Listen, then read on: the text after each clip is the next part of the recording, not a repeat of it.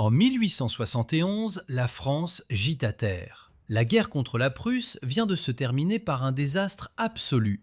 Paris assiégé, l'Alsace et la Lorraine arrachées, 5 milliards de francs or à verser en réparation. Dans les rues de Berlin, on célèbre. Dans les casernes de la nouvelle armée impériale allemande, on distribue des médailles.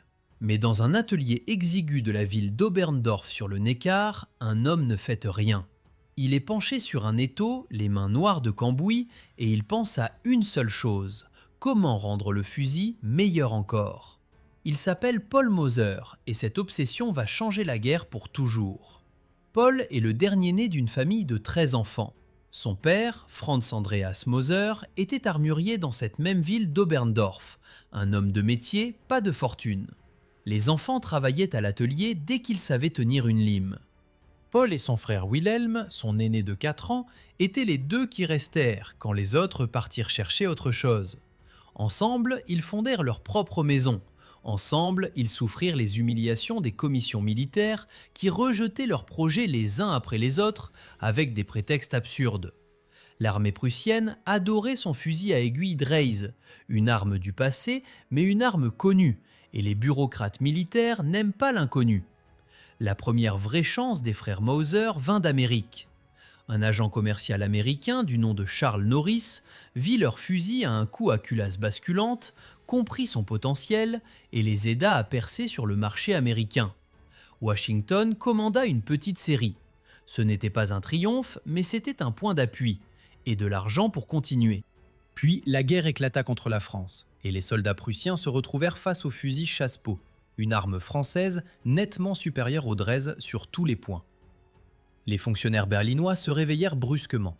En 1871, l'Empire allemand adopta le fusil Mauser à un coup. Paul obtint un contrat d'État et le poste de directeur de la manufacture royale d'armes d'Oberndorf. Tout semblait aller pour le mieux. Puis Wilhelm mourut en 1882 et Paul se retrouva seul, sans son frère, sans l'homme qui tempérait ses élans, gérait les conflits avec les clients et tenait les comptes. Des procès avec le gouvernement pour des droits de brevet s'ensuivirent. La manufacture faillit faire faillite. Paul Mauser se retrouva dans la position de l'homme qui a un cerveau d'exception, mais plus un sou pour concrétiser ce qui en sort. C'est précisément dans ces années difficiles qu'il construisit ce qui allait transformer l'histoire des armes à feu. Les modèles de 1884 et 1887, des échecs commerciaux cuisants, lui servirent de banc d'essai grandeur nature. Il en tira une conclusion que personne n'avait formulée aussi clairement avant lui. Le fusil à répétition du futur devait avoir non pas simplement une culasse fiable, mais une culasse d'une prévisibilité absolue, qui ne flancha pas dans la boue, dans le gel, ni face à une cartouche défectueuse. Chaque panne sur le terrain devenait une amélioration dans les plans. Chaque incident au tir devenait une nouvelle sécurité dans le mécanisme. En 1898, l'armée allemande reçut pour examen un nouveau fusil à répétition de système Mauser. Ce que vit la commission de réception n'était pas une simple évolution des modèles précédents. C'était une philosophie entièrement nouvelle de verrouillage de culasse. La culasse à translation rotative portait deux tenons de verrouillage massifs à l'avant. En tournant la poignée, ces tenons s'engageaient dans les logements du boîtier de culasse et fermaient la chambre à la manière de deux verrous d'acier sur une porte de forteresse. Mais Mauser alla plus loin. Sachant que la guerre réserve tout, étui défectueux, chambre encrassée, pression de gaz extrême, il ajouta un troisième appui de sécurité à l'arrière de la culasse. Si les deux tenons avant venaient à céder pour quelques raisons inconcevables, le troisième encaissait le choc. C'était un plan prévu pour une catastrophe qui n'arrivait presque jamais, mais le soldat savait qu'il existait et cela seul valait de l'or. La deuxième innovation révolutionnaire était l'extracteur à griffe contrôlée. Il saisissait la cartouche par son bourrelet au moment même de l'introduction dans la chambre et ne la lâchait plus jusqu'à l'éjection. Aucune rupture d'étui, aucun coincement, aucun incident de chargement au plus mauvais moment. Les systèmes concurrents de l'époque, le Lee Enfield britannique et le Lebel français, n'offraient pas ce niveau de contrôle sur la cartouche. La commission de réception n'était pas pressée d'applaudir. Les fonctionnaires militaires réclamaient des modifications, des essais supplémentaires, des reprises. Paul Mauser, qui avait alors la cinquantaine bien sonnée, se rendait personnellement sur les polygones Expliquer lui-même, démontrer lui-même. On raconte que lors d'un essai, il saisit le fusil, le plongea dans un seau de boue, le sortit, arma la culasse et tira. Pas de raté. Les objections de la commission s'arrêtèrent là. Le 5 avril 1898, l'Empire allemand adopta officiellement le Gewehr 98, que l'on prononce Gewehr. Calibre 7,92 mm, longueur totale 1,250 m, magasin de 5 cartouches chargé d'un seul geste du pouce à l'aide d'une lame chargeur en métal. Vitesse initiale de la balle 878 mètres par seconde avec la cartouche à balle pointue adoptée en 1905. Une trajectoire tendue, meurtrière, efficace jusqu'à 1500 mètres. Dans l'Europe de 1898, aucun fusil d'infanterie ne faisait mieux. Paul Mauser vécut assez longtemps pour voir adopter son chef-d'œuvre, mais pas assez pour voir ce qu'il allait traverser. Il mourut en mai 1914, quelques mois avant que son fusil n'entre dans le plus grand abattoir que l'humanité ait jamais organisé jusque-là. Il ne vit pas Verdun. Il ne vit pas les millions de soldats qui mourraient son arme à la main. Il ne vit ni le triomphe de sa création, ni ses limites. Mais ce qu'il avait fabriqué dans son atelier d'Oberndorf ne pouvait plus être arrêté. En août 1914, les colonnes allemandes traversent la Belgique. Les soldats en capote grise avancent avec des fleurs à la boutonnière. On leur a promis qu'ils rentreraient chez eux pour Noël. Chacun porte un Gewehr 98 à l'épaule. Long, lourd, redoutable. Pendant les premières semaines, il fonctionne exactement comme Mauser l'avait conçu. En terrain découvert, dans la guerre de mouvement, aux distances où sa puissante cartouche fauchait l'infanterie ennemie avant qu'elle n'ait pu se rapprocher. Mais la guerre de mouvement s'acheva brutalement. Dès l'automne, le front se figea et commença ce que personne n'avait prévu. La guerre des tranchées brisa toutes les conceptions d'avant-guerre. Les lignes de tranchées s'étirèrent de la mer du Nord à la frontière suisse. Des centaines de kilomètres de boue, de rats, de barbelés et de morts. Le Gewehr 98, conçu pour le combat debout en race campagne, se révéla soudainement encombrant à en rendre fou. 1,25 m de longueur totale posait un problème réel dès qu'il fallait se retourner dans une tranchée étroite, sauter un parapet ou faire irruption dans un abri. Les soldats heurtaient le canon contre les parois, trébuchaient, s'accrochaient à tout. Dans une mêlée à la baïonnette au fond d'un boyau, le long fusil réglementaire devenait plus un obstacle qu'une arme. De l'autre côté du front, le soldat britannique portait le Lee Enfield, une arme fondamentalement différente. 10 cartouches en magasin contre 5 pour le Gewehr, et surtout cette technique de tir rapide que les fantassins britanniques entraînaient inlassablement, maintenant la poignée de culasse en main entre chaque coup. Un tireur expérimenté pouvait ainsi atteindre 30 coups précis par minute. Le soldat allemand, avec son Gewehr, en donnait 15 au mieux. Dans un duel de tranchées, où chaque seconde comptait, c'était la différence entre vivre et mourir. C'est de là que naquit la légende britannique des mitrailleuses à Mons. Les Allemands étaient persuadés d'essuyer un feu de mitrailleuse, alors que c'était simplement le tir nourri de fantassins britanniques bien entraînés avec leur Lee Enfield. Le Gewehr 98 avait pourtant ce que le Lee Enfield ne possédait pas, une précision exceptionnelle à longue distance et une fiabilité à toute épreuve dans n'importe quelle condition. Face à lui, le Lebel français de 1886 faisait figure d'antiquité. Magasin tubulaire sous le canon, rechargement lent, conception dépassée. Les soldats français eux-mêmes reconnaissaient que le fusil allemand était plus précis.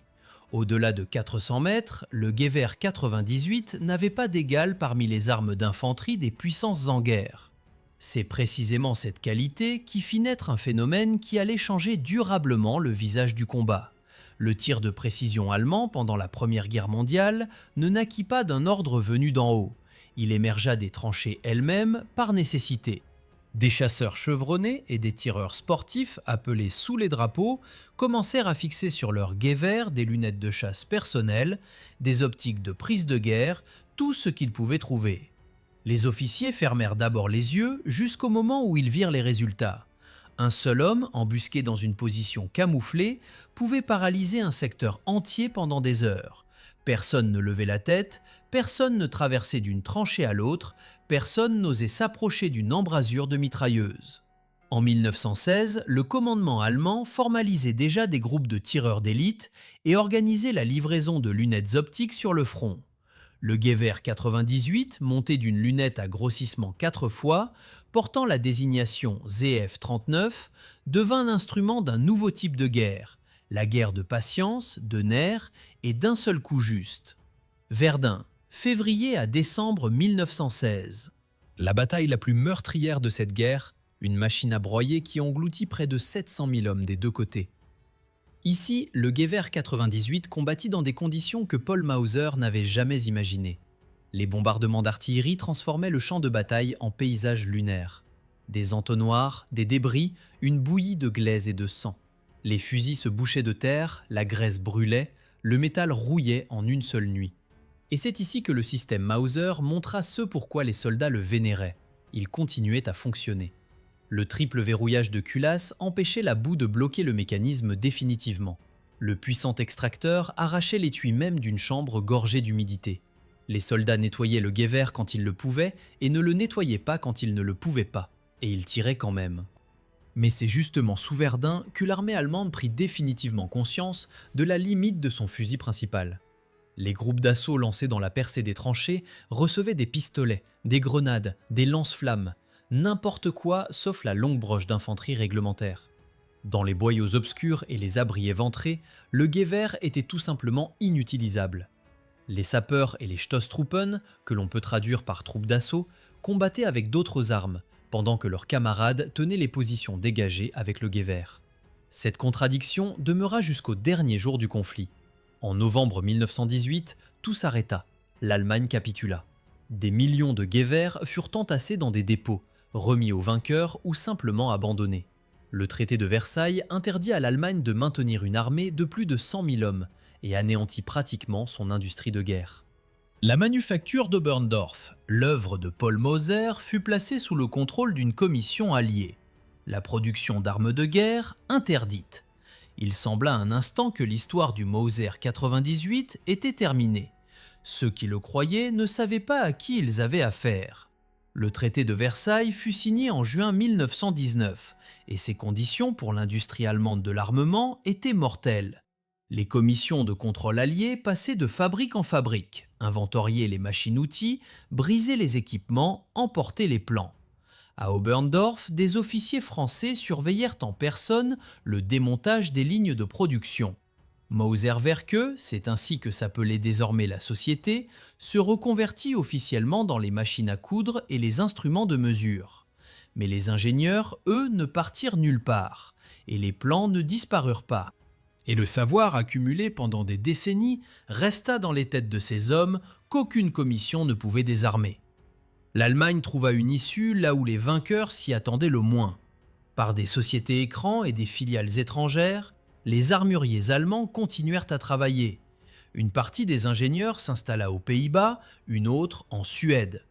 La documentation technique partait à l'étranger dans les valises des diplomates et les cales des navires de commerce. La République de Weimar respectait officiellement les clauses de Versailles, tout en finançant discrètement tout ce qui pourrait un jour servir à reconstituer une armée. Mauser trouva son salut dans l'export. Le traité de Versailles interdisait d'armer l'armée allemande, mais ne défendait pas de vendre des armes à d'autres pays, du moins tant que les contrôleurs alliés regardaient ailleurs. Des modèles d'exportation dérivés du système 98 se répandirent dans le monde entier. La fabrique belge, Fabrique nationale, que l'on désigne FN à Herstal, produisait des fusils Mauser sous licence allemande. L'usine tchécoslovaque Zbrojovka Brno fabriquait ses propres versions. La Pologne, la Yougoslavie, la Turquie, l'Iran, partout apparurent des fusils dont le cœur était la culasse de Paul Mauser. Mais le marché le plus actif fut l'Amérique latine. L'Argentine, le Brésil, le Mexique, le Chili achetèrent des carabines Mauser par centaines de milliers. Ces armes combattirent ensuite pendant des décennies dans les conflits régionaux, passant de main en main, servant tour à tour les troupes gouvernementales et les insurgés. Le système Mauser se révéla si universel que tout le monde le prenait, quelles que soient les sympathies politiques. L'Espagne écrivit son propre chapitre. En 1936, la guerre civile éclata, et elle devint le véritable laboratoire de tous ceux qui se préparaient à la Grande Guerre. L'Allemagne soutenait Franco et avec les conseillers militaires allemands affluèrent les armes, notamment des carabines dérivées du système Mauser. Les aviateurs de la Légion Condor et les conseillers militaires purent observer comment l'armement allemand se comportait dans des conditions de combat réelles. Les conclusions remontaient directement à Berlin. Dans le même temps, en Allemagne, se déroulait ce que Versailles était censé empêcher. Le nouveau gouvernement, arrivé au pouvoir en janvier 1933, lança un programme de réarmement fulgurant. L'argent coula à flot dans l'industrie de défense. Mauser-Werke à Oberndorf repartit à plein régime, ouvertement cette fois, sans se soucier des restrictions de Versailles. On confia aux ingénieurs une mission précise: créer un nouveau fusil d'infanterie adapté à la doctrine de la guerre éclair. Court, maniable, mais conservant tout ce que le Gewehr 98 avait de meilleur. Le travail ne partait pas de zéro. On s'appuya sur les études des années 20, des carabines raccourcies d'exportation, fabriquées pour des clients étrangers à l'époque où c'était interdit chez soi. Les ingénieurs savaient exactement quoi modifier. Cette compréhension avait été achetée au prix du sang dans les tranchées de la Première Guerre mondiale. La poignée de culasse du Gewehr 98 se dressait droite sur le côté et gênait le port en bandoulière dans le dos. On la courba vers le bas. Désormais, le soldat pouvait réarmer sans décoller le coude du sol en restant à couvert. La longueur du canon fut ramenée de 740 à 600 mm. La longueur totale diminua de 140 mm. L'anneau de bretelle fut déplacé sur le côté gauche de la crosse. Un montage de cavalerie permettant de porter l'arme canon en bas sans gêner les mouvements. On ajouta un mécanisme d'éjection automatique de la lame chargeur vide. Quand la culasse était ramenée en arrière après le dernier coup, la lame sautait d'elle-même avec un bref claquement métallique. Un détail, mais dans le feu de l'action, il n'y a pas de détail. Le 21 juin 1935, le carabineur 98 Kurz, que l'on note K98K, fut officiellement adopté par la Wehrmacht. La lettre K signifiait Kurz, court en allemand. Fait piquant, selon les standards de la plupart des armées du monde, c'était une arme de taille tout à fait normale. Les Britanniques, les Américains, les soldats soviétiques l'auraient qualifiée de longue. Mais dans la nomenclature allemande, elle était classée carabine parce qu'on la comparait à son prédécesseur. Le déploiement industriel impressionnait par son échelle. Mauser-Werke était l'usine principale, mais la capacité d'une seule fabrique était dramatiquement insuffisante. Vers 1939, la carabine était produite dans plus d'une vingtaine d'établissements à travers l'Allemagne et les territoires occupés. Sauer-und-Son à Suhl, Steyr-Daimler-Puch en Autriche, Gustloff-Werke à Weimar. Chaque usine portait un code en lettres frappées sur l'arme à la place du nom de la firme. Mesure de secret industriel et outil de contrôle qualité à la fois, chaque exemplaire pouvait être retracé jusqu'à son fabricant. La crosse était en noyer, un bois solide, absorbant bien le recul, agréable au toucher même par grand froid. Les pièces métalliques étaient soigneusement brunies. L'ajustement des pièces était impeccable. C'était un produit industriel de référence pour son époque. En septembre 1939, l'armée allemande franchit la frontière polonaise. Le carabineur 98K entrait en guerre pour la première fois. La campagne de Pologne dura 35 jours et s'acheva par un écrasement total. La nouvelle carabine se comporta exactement comme les ingénieurs l'avaient calculé. Maniable, fiable, à l'aise dans les conditions d'une offensive rapide. Mais les véritables épreuves attendaient ailleurs.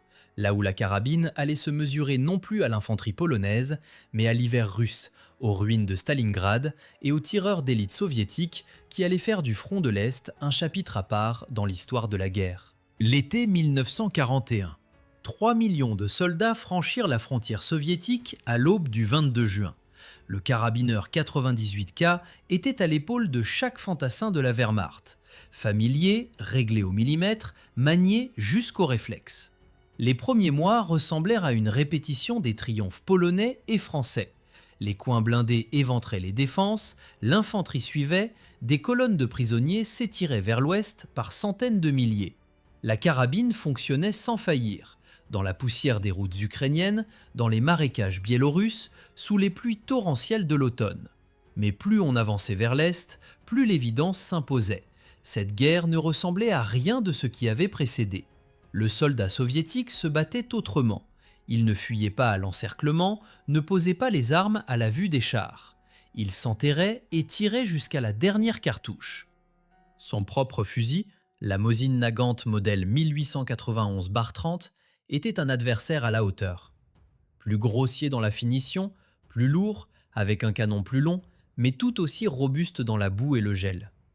Les soldats allemands respectaient la Vintovka soviétique et la craignaient. Surtout quand l'homme allongé derrière elle savait s'en servir. Le tir de précision soviétique était une institution d'État bien avant le début de la guerre. L'Ozo Aviakim, la société de soutien volontaire à la défense, formait des tireurs dans tout le pays depuis les années 30. Quand la guerre éclata, ces hommes et ces femmes se retrouvèrent sur le front. Et l'infanterie allemande commença à prendre des pertes dues à des coups isolés tirés depuis des directions impossibles à déterminer, à des distances auxquelles personne n'attendait un tir précis. Le commandement allemand répondit de la seule façon possible, en renforçant ses propres tireurs d'élite. Dans les séries de fabrication du carabineur 98K, on commença à sélectionner les exemplaires offrant la meilleure précision au tir groupé. Chaque arme est un individu, même en sortant de la même usine, du même tour, deux canons donnent des résultats différents. Les exemplaires sélectionnés partaient en atelier. On fixait sur le boîtier de culasse des supports pour lunettes optiques. La lunette principale était le modèle Zeiss à grossissement 4 fois, portant la désignation ZE-EF-39. Elle permettait aux tireurs d'élite d'engager des cibles avec précision jusqu'à 600 mètres, la hausse graduée allant jusqu'à 800 mètres dans certaines versions. Mais le ZE-EF-39 avait un défaut sérieux. Il se montait haut au-dessus de la culasse et obstruait la ligne de chargement par lame chargeur. Le tireur d'élite équipé de cette lunette devait charger cartouche par cartouche, ce qui réduisait sa cadence de tir de 2 à 3 fois. Pour un tireur seul agissant depuis une position camouflée, c'était acceptable. Mais les Allemands cherchèrent mieux, et la réponse vint sous la forme de la lunette 0F41, à grossissement 1 fois et demi, montée sur le côté de la culasse. Elle ne gênait pas le chargement par lame, mais un grossissement d'1 fois et demi était franchement insuffisant pour un vrai travail de tireur d'élite. Cette lunette fut attribuée à ce qu'on appelait les bons tireurs, des fantassins à l'œil exercé, chargés d'engager des cibles jusqu'à 400 mètres. Quelque chose entre le soldat ordinaire et le vrai sniper. Stalingrad. L'automne 1942. La ville était devenue un labyrinthe de ruines où chaque mètre se payait en sang. La guerre de sniper y atteignit une intensité que même la Première Guerre mondiale n'avait pas connue. Les tireurs soviétiques opéraient en binôme, changeaient de position après chaque coup, utilisaient les décombres comme camouflage naturel. Le commandement allemand fut contraint d'y engager ses meilleurs tireurs. Vassili Zaïtsev avait, à novembre 1942, plus de 100 soldats et officiers ennemis confirmés à son tableau. Son travail dans les ruines de Stalingrad était devenu si douloureux pour les Allemands que, selon les sources soviétiques, l'un des meilleurs instructeurs de tir de précision allemands fut appelé de Berlin. Son nom apparaît dans les archives soviétiques sous le nom de König, mais les archives allemandes n'ont jamais confirmé cette identité de façon définitive. Quoi qu'il en soit, dans le secteur de l'usine de tracteurs de Stalingrad, une chasse à l'homme de plusieurs jours s'engagea entre les deux tireurs. Zaïtsev remporta ce duel. Et les deux adversaires utilisaient à la base de leur arme le même principe de culasse à translation rotative. Le soviétique dérivé de la Mosin, l'allemand dérivé du Mauser. Deux héritiers d'une même idée de conception se regardaient dans les lunettes au milieu d'une vie en cendres. Sur l'ensemble de la guerre, environ 132 000 exemplaires de la version tireur d'élite du carabineur 98K furent produits. Face à un total de fabrication dépassant 14 millions d'exemplaires toutes versions confondues, c'était une fraction infime. Mais chacune de ces carabines, entre des mains expertes, valait un peloton de fantassins ordinaires. En parallèle, l'ingénierie allemande s'attaqua à des problèmes que la carabine standard ne pouvait pas résoudre. L'un des résultats les plus singuliers fut le Krummlauf, un embout de canon coudé à 30 degrés permettant théoriquement de tirer depuis un angle mort ou depuis l'écoutille d'un char, sans s'exposer au tir ennemi. L'idée était folle et séduisante à la fois. Dans la pratique, la balle traversant un canal coudé perdait sa stabilité, se mettait à culbuter et détruisait fréquemment l'embout lui-même après quelques dizaines de coups. La durée de vie du Krumlauf se situait entre 300 et 350 coups, après quoi l'accessoire était hors service. Cet embout ne connut pas de diffusion large, même si des séries d'essais atteignirent quand même le front. Bien plus pratique fut la simple sous-garde d'hiver, un dispositif permettant d'appuyer sur la détente avec des moufles épaisses. Le premier hiver russe révéla que la sous-garde standard était trop étroite pour une moufle, et les doigts des soldats allemands, qui n'avaient pas le temps d'enlever leurs gants, se coinçaient ou glissaient. Cela coûtait des vies. La sous-garde d'hiver était une pièce métallique élémentaire qui s'installait en quelques minutes, mais elle sauvait des vies dans les combats réels. À partir de 1944, le carabineur 98K commença à changer, et pas en mieux. L'industrie allemande suffoquait sous la pénurie de matières premières et de main-d'œuvre. Le brunissage soigné qui protégeait le métal de la corrosion disparut des armes. La crosse en noyer céda la place aux contreplaqués pressés et aux assemblages de bois de fortune. Les fixations de bretelles fraisées furent remplacées par des pièces embouties. L'ajustement des pièces devint plus grossier. Une carabine de 1944, placée à côté d'un exemplaire de 1938, ressemblait à une copie appauvrie d'elle-même. Mais même dans cette version simplifiée à l'extrême, le système Moser continuait à fonctionner. La culasse se verrouillait, la cartouche s'engageait, le coup partait. La fiabilité que Paul Moser avait intégrée dans sa conception en 1898 était si fondamentale que même les compromis industriels de guerre ne purent la détruire. Mai 1945, l'Allemagne capitula. Les villes gisaient en ruines, les usines s'étaient tues, des millions de soldats prenaient le chemin des camps de prisonniers. Mais les armes, elles, ne disparurent pas. Plus de 14 millions de carabineurs 98K étaient dispersés à travers toute l'Europe, dans des dépôts, dans des casernes abandonnées, entre les mains de soldats qui se rendaient, dans des fosses où on les avait cachés en prévision d'une guerre partisane qui n'eut jamais lieu. Les vainqueurs se partagèrent cet arsenal avec la même méthode qu'ils appliquaient aux territoires et aux usines. L'Union soviétique récupéra une quantité colossale d'armes de prise. Une partie des carabines fut envoyée dans des dépôts de réserve de mobilisation, en prévision d'une grande guerre que personne n'excluait. Une autre partie fut transmise aux États alliés qui construisaient leurs armées sous tutelle soviétique. Une autre encore fut transformée en carabine de chasse civile. C'est ainsi qu'apparurent des modèles qui servirent pendant des décennies aux chasseurs professionnels de Sibérie et d'Extrême-Orient. La culasse allemande fonctionnait aussi bien sur l'orignal que sur l'ours. La conception de Moser ne faisait pas la différence entre la guerre et la chasse ordinaire. Les Américains, les Britanniques et les Français emportèrent leur part. Les soldats ramenèrent chez eux des carabines de prise comme souvenir. Le marché civil américain des armes fut littéralement inondé de carabineurs 98K à la fin des années 40. On les vendait pour une poignée de dollars, on les reconvertissait pour des cartouches de chasse, on leur fixait des lunettes sportives. Les armuriers américains comprirent rapidement la qualité de la culasse Moser et commencèrent à l'utiliser comme base pour leur propre développement. C'est à cette époque que l'école américaine de l'armement adopta définitivement le principe Moser comme standard pour les fusils à verrou. Mais le chapitre le plus inattendu et le plus dramatique de l'histoire d'après-guerre de la carabine s'ouvrit ni en Amérique ni en Union soviétique. En novembre 1947, l'Organisation des Nations Unies, que l'on désigne ONU, vota le partage de la Palestine sous mandat britannique et la création d'un État juif.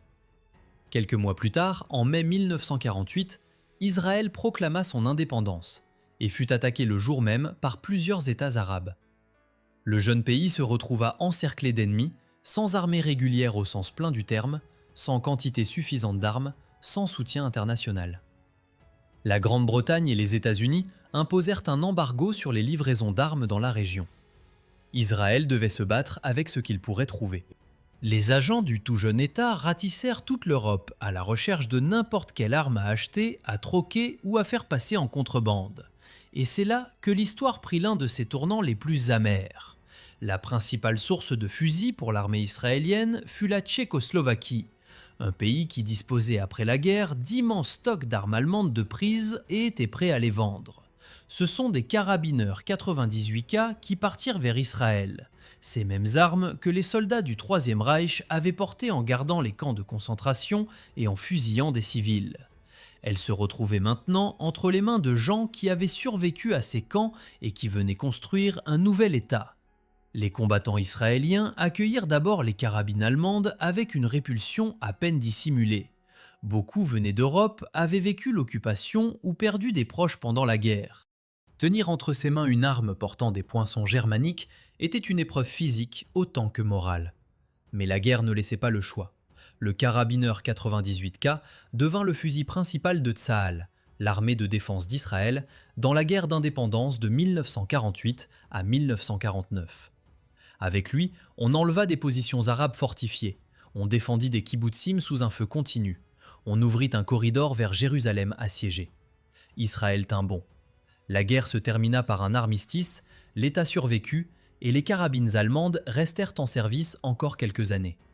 En parallèle, Israël obtint par la même filière tchécoslovaque des copies sous licence du système Mauser, les fusils tchécoslovaques modèle 48, pratiquement identiques aux carabineurs 98K, mais fabriqués après la guerre et ne portant pas de poinçons germaniques.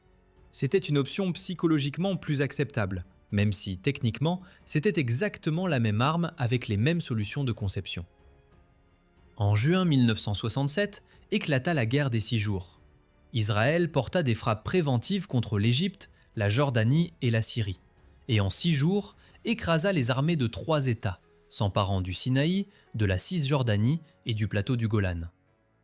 À cette époque, l'arme principale de l'infanterie israélienne était déjà le fusil automatique.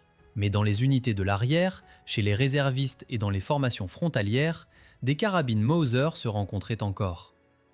Le fusil allemand, né pour les besoins de l'empire du Kaiser, avait vécu jusqu'à l'ère de l'aviation à réaction et des missiles guidés. Pendant qu'Israël combattait avec des armes allemandes au Proche-Orient, en Europe se déroulait sa propre histoire du Mauser d'après-guerre. La Yougoslavie, sous la direction de Josip Broz Tito, choisit une voie particulière. Non pas le suivisme aveugle des standards soviétiques, mais l'utilisation pragmatique de tout ce qu'il y avait de meilleur à portée de main.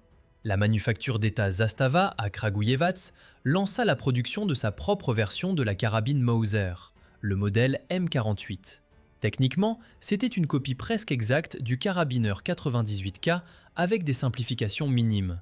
La qualité de fabrication se révéla si élevée que les carabines yougoslaves furent ensuite prisées des collectionneurs au même titre que les originaux allemands. Quand, au début des années 90, la Yougoslavie commença à se désintégrer et que de féroces guerres civiles éclatèrent sur son territoire, on ressortit des vieux dépôts des armes qui semblaient appartenir définitivement à l'histoire. Dans les combats en Croatie, en Bosnie-Herzégovine, dans les montagnes et les villes où unités régulières et milices se mêlaient et où la ligne de front changeait chaque jour, des carabines dérivées du système Mauser retentirent à nouveau. Un demi-siècle après la fin de la Seconde Guerre mondiale, une culasse de conception 1898 verrouillait encore une cartouche dans une chambre sur les collines des Balkans. En Afrique, le système Mauser ne quitta jamais vraiment les zones de combat actifs. Diverses copies sous licence et des exemplaires de prises de guerre passèrent d'un conflit à l'autre pendant toute la seconde moitié du XXe siècle. Dans certains points chauds, on les recensait encore dans les années 2000, comme armes de formations irrégulières, de miliciens et de contrebandiers, mais toujours avec la même culasse indéfectible.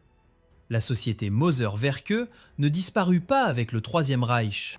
Renée en Allemagne de l'Ouest, elle abandonna les commandes militaires et se concentra sur les armes de chasse et de sport haut de gamme. Les carabines de chasse de la série Mauser 98, que la manufacture produit encore aujourd'hui, utilisent le même principe de culasse que le fusil adopté par l'armée allemande au siècle dernier. Le prix d'un Mauser 98 de chasse moderne commence à plusieurs milliers d'euros. C'est une arme pour les chasseurs aisés et les amateurs qui sont prêts à payer pour une qualité irréprochable et un nom chargé d'histoire. Le système que Paul Mauser avait perfectionné dans son atelier d'Oberndorf ne mourut pas avec les régimes qu'il avait utilisés. Il se répandit au contraire dans le monde entier, absorbé par des arsenaux qui n'avaient rien à voir avec l'Allemagne, adapté par des ingénieurs qui n'avaient jamais mis les pieds en Souabe, copié par des manufactures qui préféraient ne pas mentionner leur source. L'histoire de cette diffusion est, à sa manière, aussi fascinante que celle de la conception originale. Les États-Unis fournirent l'exemple le plus éloquent. Avant la Première Guerre mondiale, l'armée américaine utilisait le Springfield 1903, un fusil dont la conception devait tant au brevet Mauser que le gouvernement américain dut verser à la société d'Oberndorf des droits de licence pour chaque exemplaire produit. La guerre interrompit ces paiements, ce qui ne changea rien à la réalité technique. Le Springfield 1903 était un Mauser américain. Point.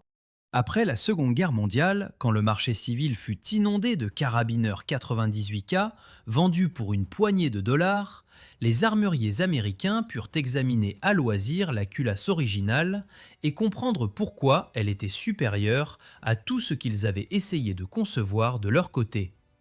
Le Remington 700, lancé en 1962, devint le fusil à verrou le plus vendu de l'histoire américaine, et sa culasse reprenait les deux tenons de verrouillage frontaux hérités directement du système Mauser.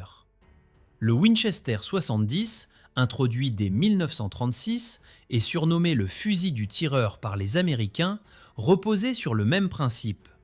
Le Ruger modèle 77, le Weatherby Mark V, le Savage 110, tous puisèrent dans le même héritage.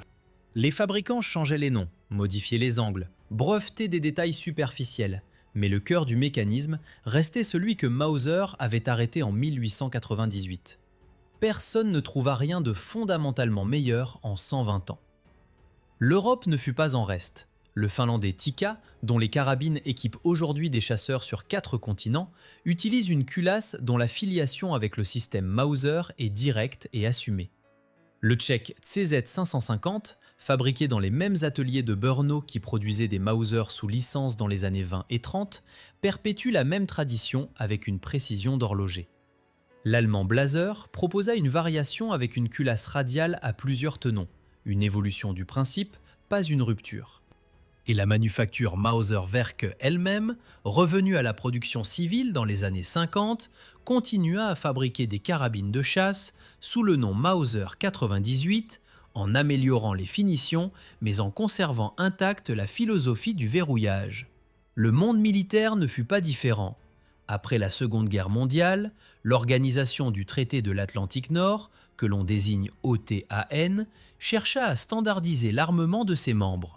Le fusil automatique finit par s'imposer comme arme principale de l'infanterie, mais pour le tir de précision à longue distance, les armées revinrent systématiquement au verrou. Le fusil de précision américain M24, adopté en 1988 par l'armée des États-Unis, n'était autre qu'un Remington 700 militarisé, donc un Mauser déguisé en arme moderne. L'armée britannique utilisa le fusil L96 de la manufacture Accuracy International, conçu autour d'un verrou à 2 tenons frontaux. La France, de son côté, équipa ses tireurs d'élite du FRF-1 puis du FRF-2, des fusils développés à Saint-Étienne dont le principe de verrouillage s'inscrivait dans la même lignée. Ces armes participèrent aux opérations françaises en ex-Yougoslavie, en Afrique et en Afghanistan, des théâtres d'opérations qui auraient rendu Mauser perplexe, mais où son héritage fonctionnait toujours. Les tireurs d'élite français du commandement des opérations spéciales, désignés COS, utilisèrent pendant des décennies des armes à verrou dont la philosophie fondamentale remontait directement à Oberndorf. Sur les toits de Sarajevo assiégés, dans les montagnes du Kapisa afghan, dans les opérations de la force Licorne en Côte d'Ivoire, le verrou à 2 tenons frontaux faisait toujours le même travail qu'il avait été conçu pour faire.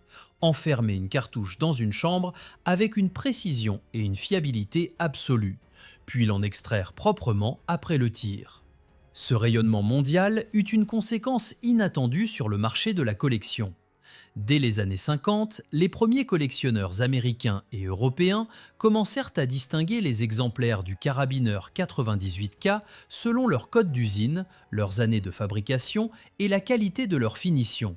Les armes produites à Oberndorf entre 1935 et 1940 étaient les plus prisées. Finition impeccable, bois de noyer soigneusement sélectionné, poinçon net. Les exemplaires de 1944, avec leur crosse en contreplaqué et leur métal bruni à la va-vite, étaient considérés comme des témoins historiques du délitement industriel. Intéressant à ce titre, mais moins beau. Les carabines portant des poinçons de plusieurs usines différentes, signe que des pièces de rechange avaient été assemblées sur le terrain, racontaient à elles seules des histoires de campagnes militaires entières. En 1982, lors d'une vente aux enchères à Munich, l'un des premiers prototypes du Gewehr 98, portant les poinçons personnels de Paul Mauser, fut adjugé pour une somme que Mauser lui-même aurait jugée fantastique. L'homme qui avait passé sa vie à plaider devant les tribunaux pour des droits de brevet et qui avait frôlé la faillite à plusieurs reprises, avait créé quelque chose qui survécut à 2 empires, à 3 régimes politiques et à 9 décennies de guerre ininterrompue, et qui atteignit encore des prix élevés sous le marteau du commissaire-priseur. La dernière apparition documentée d'un carabineur 98K en usage combat eut lieu non pas en Europe, mais sur le continent africain, dans un conflit des années 2000. Les belligérants ne savaient probablement pas et ne se souciaient probablement pas de savoir que l'arme qu'ils tenaient avait été conçue pour des soldats en capote grise marchant à travers la Belgique en 1914. Pour eux, c'était simplement une arme qui fonctionnait quand on en avait besoin. Et c'est précisément cette qualité, forgée dans un atelier d'Oberndorf à la fin du 19e siècle, qui permit au Mauser 98 de traverser 2 guerres mondiales, 4 continents et plus d'1 siècle de conflits sans jamais tomber dans l'oubli. Si cette histoire vous a passionné, abonnez-vous à l'Arsenal de l'Histoire et laissez un commentaire sous cette vidéo. Chaque like nous permet de continuer à raconter ces grandes sagas de l'armement et votre soutien est ce qui rend tout cela possible.